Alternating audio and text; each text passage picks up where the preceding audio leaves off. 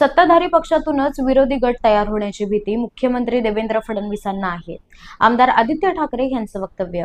आमदार आदित्य ठाकरे यांनी हिवाळी अधिवेशनाच्या पहिल्याच दिवशी प्रसार माध्यमांशी संवाद साधताना सरकारवर जोरदार टीका केली आहे. सत्ताधारी पक्षातूनच दोन विरोधी गट तयार होण्याची भीती मुख्यमंत्री देवेंद्र फडणवीसांना आहे.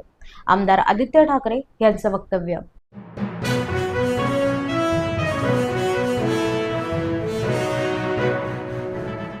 शिंदे सेनेचे आमदार आमच्याकडे घेऊन आम्हाला करायचं काय आहे? मुख्यमंत्री देवेंद्र फडणवीस यांचं वक्तव्य. शिंदे सेनेचे 22 आमदार भाजपच्या गळाला लागले आहेत. आमदार आदित्य ठाकरे यांच्या टीकेवर मुख्यमंत्री देवेंद्र फडणवीसांचा मिश्किल टोला. शिंदे सेनेचे आमदार आमच्याकडे घेऊन आम्हाला करायचं काय आहे? ते आमचेच आहेत. आम्ही अशा प्रकारचं राजकारण करत नाही. मुख्यमंत्री देवेंद्र फडणवीस यांचा मिश्किल टोला.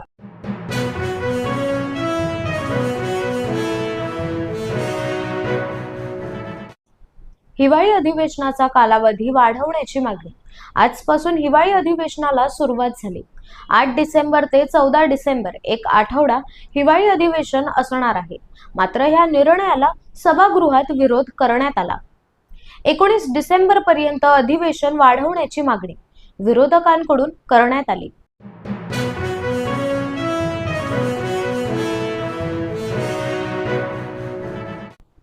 एमपीएससीच्या विद्यार्थ्यांसाठी महत्त्वाची बातमी. दिनांक 21 डिसेंबर रोजी होणारी एमपीएससीची पूर्व परीक्षा पुढे ढकलली.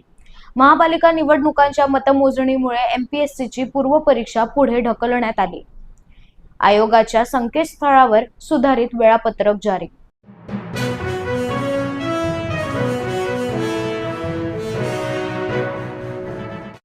इंडिगोवर नवीन फ्लाईट ड्युटी नियम लागू झाल्यामुळे कंपनीचं संपूर्ण वेळापत्रक कोलमडलंय आणि याचा मोठा फटका प्रवाशांना बसतोय.